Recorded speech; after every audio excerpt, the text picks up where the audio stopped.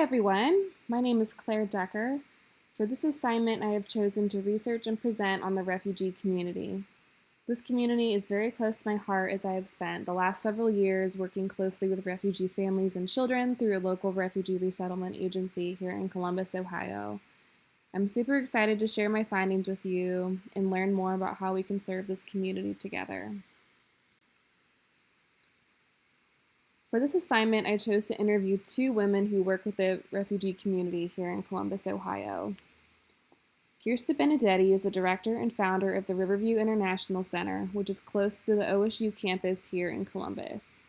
I chose to interview Kirsta because she has worked intimately with the refugee community and has a lot of experience providing a wide variety of services to refugees, from general advocacy to sewing classes to English as a second language and more.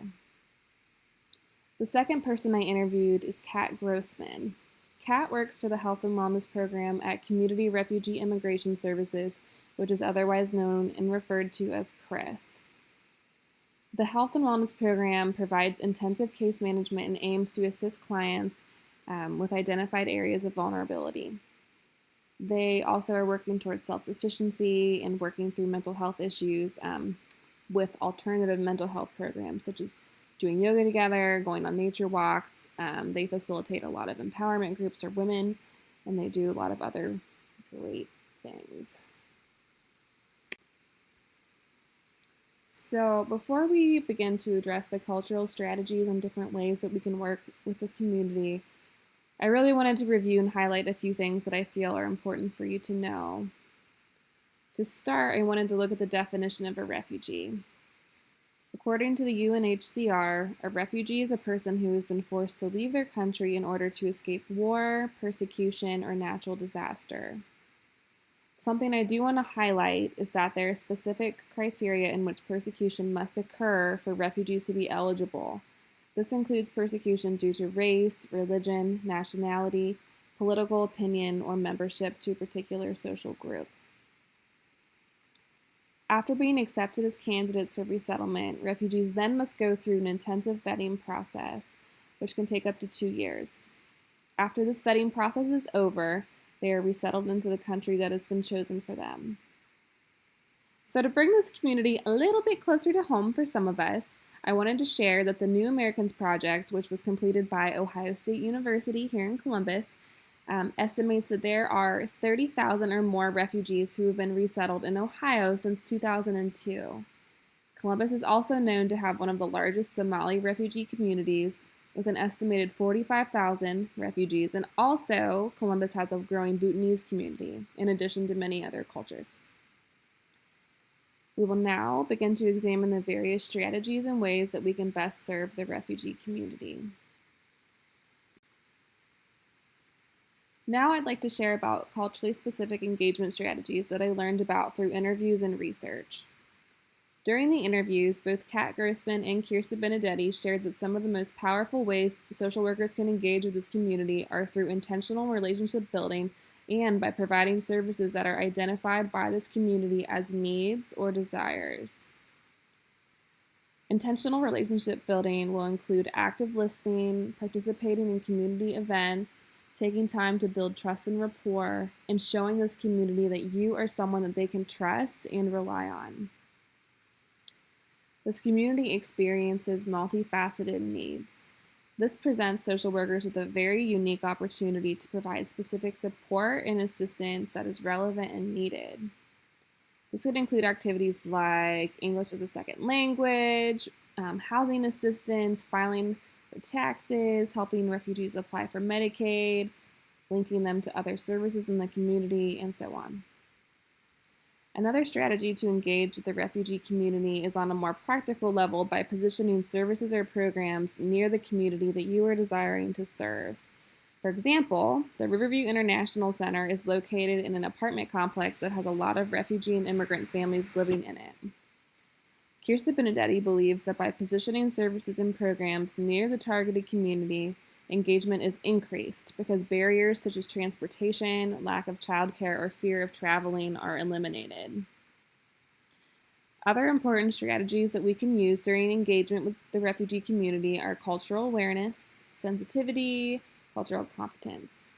These are all important because in order to connect with and support this community, service providers must be willing to set aside their perceptions, ideas, traditions, and norms to interact with clients with willingness to learn, grow, and understand client backgrounds and beliefs. Assessing a community is the process of identifying the community's strengths, identifying what their assets are, and then also looking at the needs and challenges that they experience in their everyday lives.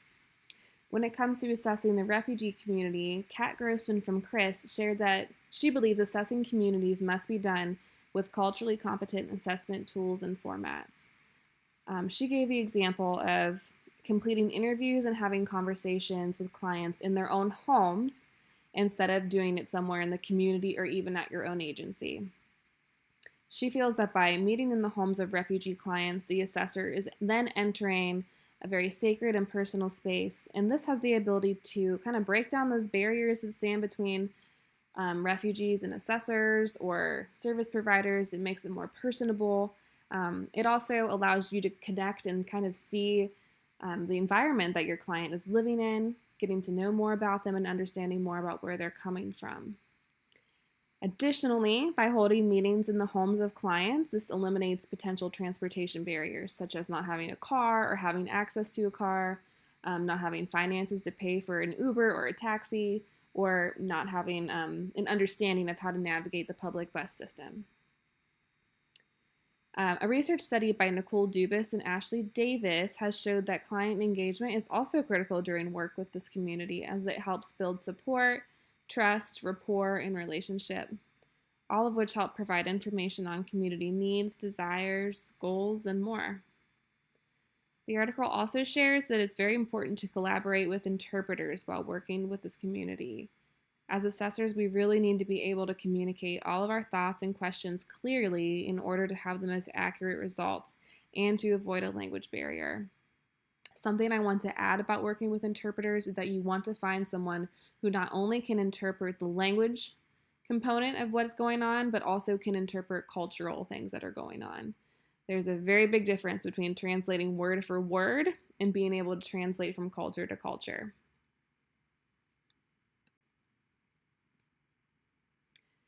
There are several interventions that I found through interviews and research. Kirsta Benedetti from the Riverview International Center shared during our interview that she and her program staff often base their services and interventions on needs that have been identified by the community they're working with.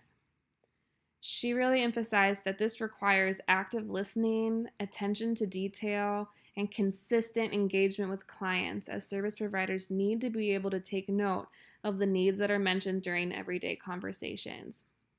She also shared that there are times in which there might be urgent observed needs that the community has not recognized themselves or vocalized. And it also is important to consider these as potential areas needed for intervention. However, it's important to go about that with cultural sensitivity, awareness, and competency when choosing to create programs that are based on observed needs.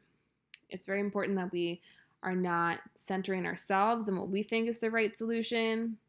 We want to make sure that we're centering on our clients, their culture, their tradition, beliefs, and considering all of those things so that we have the most appropriate interventions. Another culturally specific way that we can intervene with this community is through alternatives to mental health services. There are so many barriers that exist between mental health services and the refugee community. Two of the strongest of these are stigmas and perceptions that some communities have of mental health. I want to emphasize that it's not all refugee communities that hold these same perceptions or stigmas. Every community will experience barriers in different ways. However, due to the common barriers this community experiences, clinical models, talk therapy, and more traditional westernized approaches may be very ineffective.